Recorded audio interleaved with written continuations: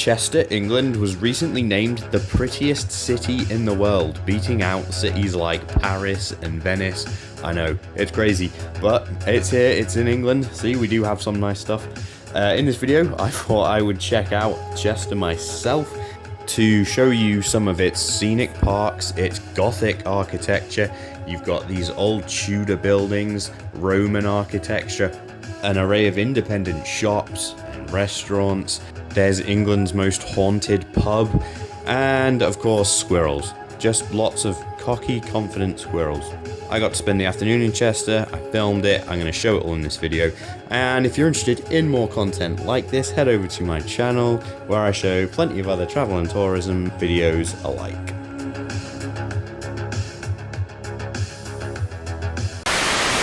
Chester has a lot of different things worth seeing when you're visiting this city. So I'm going to start with the most obvious and probably the most iconic, that is its clock tower.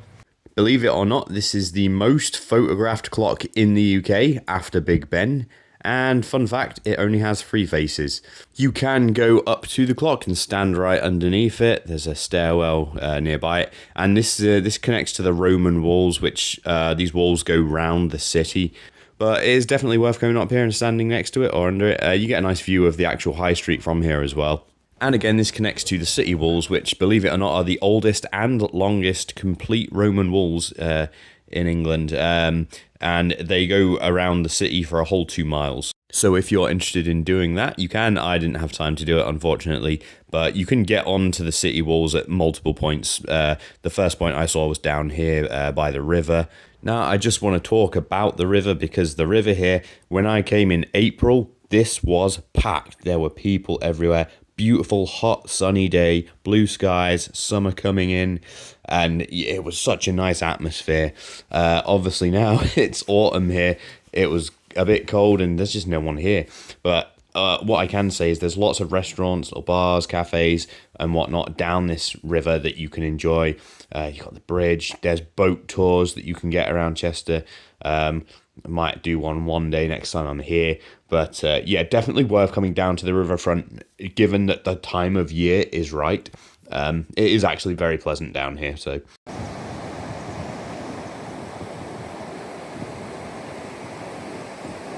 Next to the riverfront is the entrance to the Roman Gardens. This is a nice, cute little park, very charming.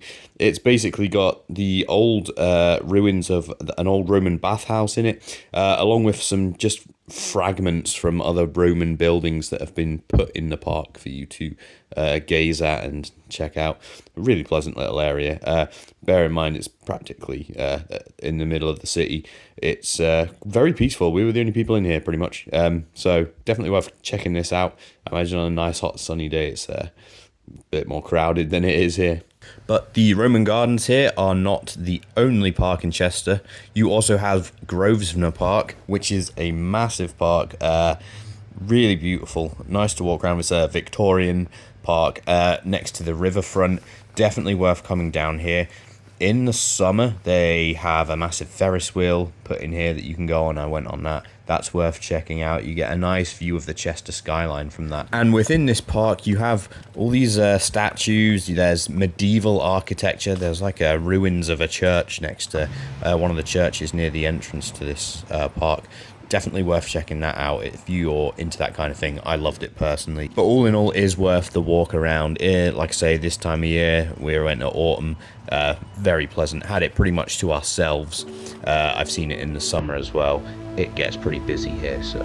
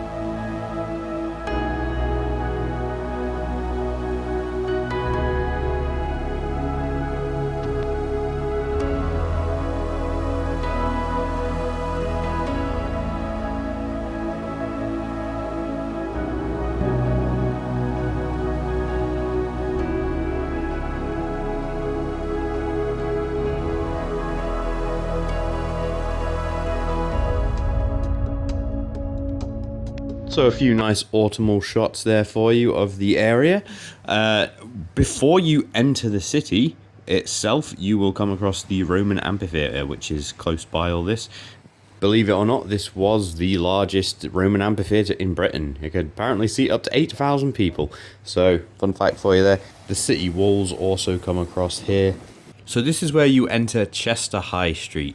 Now you're going to get a mixture of different historic kind of atmospheres down here. You've got the black and white Tudor style buildings mixed with the old Roman walls. It's a really unique blend when you think about it. And you've got things like the Cathedral here. We would have loved to have gone in the Cathedral and checked it out, but unfortunately we just happened to come to Chester on the same day as the university's graduation. So, and I believe that's where the graduation took place, inside there. We couldn't get in it, so bit of a shame really.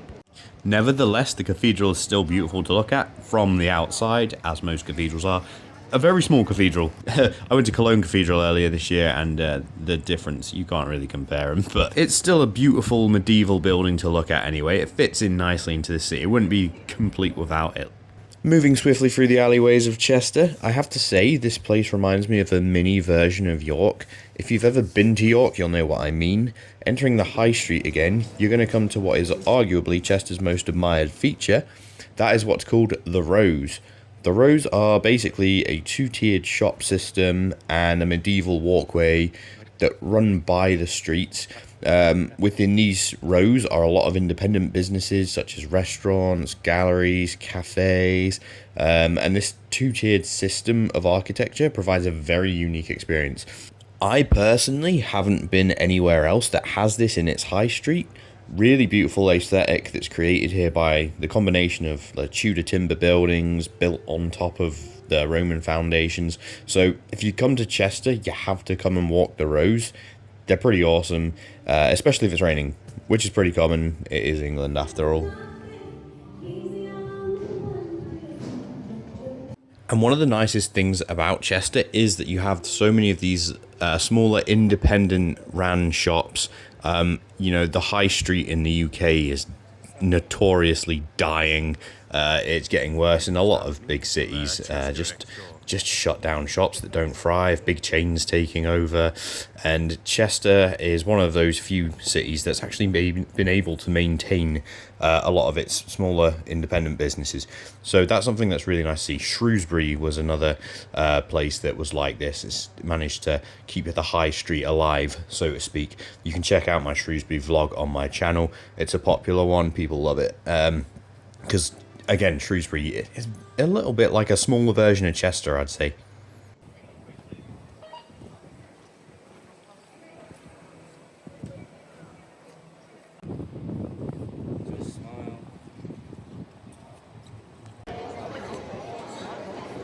In amongst these high streets, you will find a lot of restaurants, and it's not all chain stuff. There's a lot of independent run restaurants here as well, which are great. We tried one called Death by Tacos because I saw it get a lot of high ratings, and people saying you should go there. It was okay. The taco was great. One of the best tacos I've ever had. Unfortunately, you got served the food as it came, so we got our taco in 5 minutes, ate it, and then waited another 10 minutes for our fries to arrive. Like, I don't know, I just didn't like that. Other than that, though, it was worth checking out. Maybe I'll try something different next time. But there are plenty of places to eat here. Check out some of Chester's highest rated restaurants. There's another place called Upstairs at the Grill. I've eaten here before. Yes, I spent about £80 on a steak, but you know what? It'll be one of the best steaks you ever have, and the service in there is great. The different types of steaks on the menu that are available, pretty awesome. So worth checking that out if you're going for a more high-end kind of price whilst you're here. Definitely somewhere you'd take someone on a date, perhaps. On the opposite end of the scale, there's the Sick to Death Museum that you can check out if you're into that kind of thing. We didn't go in there, but we did check out briefly one of the most haunted pubs in England. This is the Old King's Head. Now, I wanted to spend a bit of time in here, check it out, have a drink, take in the ambience. But my friend's an absolute wimp, and he's all superstitious, and he wouldn't come in here, so I'm a bit gutted about that. But you got this haunted doll here, Willow, which has supposedly been seen moving on its own. Its old antique dealers kept getting rid of it because it was making weird noises, singing, and moving on its own and stuff. So yeah, pretty cool. There is a haunted hotel experience you can do here. You have to book that in advance, and you can stay in there if you really want. Now, you do also have Chester Market, if you're into this kind of thing. This is a good place to get different food, obviously some flowers. I'd like to mention Chester Zoo, because Chester Zoo is supposedly one of the best zoos in the country. I've not been there for nearly 20 years, and I haven't gone on this trip, but there's a little Chester Zoo shop here that just reminded me of that. So if you're staying in Chester, might be worth checking out Chester Zoo if you're into zoos. It's supposed to be very good. I remember it being very good when I went. But also in this market, you've got these different food places you can get. You've got your standard butchers, there's Thai, tacos, seafood. So if you're into the market scene, you'll like this. Let the vegans know they might want it. Heading back out to the high streets, you can also find Grosvenor Shopping Mall, I think. I can't. It's basically amongst the rows. You go up the steps, and there's this nice indoor section. There's a few fancy little art galleries and things in it. It's very architecturally, it's very nice in here. I liked it. But once you get past this, you ultimately end up getting to a bunch of standard shops like, I don't know, The Works, Sports Direct. I didn't really film any footage of it because, I mean, do you really want to see footage of Sports Direct? I don't know. It's not what the people asked for. But it's still nice to walk through anyway. There are plenty of other things to do in Chester that I have not covered in this video. I was only here for an afternoon, so I didn't really get a chance to do a whole lot of stuff. I didn't get to try any of the hotels out, so I did do some research into that stuff, and there's some nice places here. There's, you've got the Chester Racecourse. There's loads of little independent shops where you can make pottery, jewellery, glass making. There's like a Roman experience here with live actors and stuff. But to be honest, I'd say Chester's just a nice place to hang out if you want to chill out in the city for the day. It's beautiful, why wouldn't you? So 100% recommend coming in here if you're in England. I personally preferred Venice, but yeah, it is what it is. It's a scientific study apparently, or some kind of analysis on the buildings that's given it this status of the prettiest city in the world. But it is pretty, I can't deny that. So yeah, come check it out. Other than that, like, comment, subscribe, and I'll see you in the next one.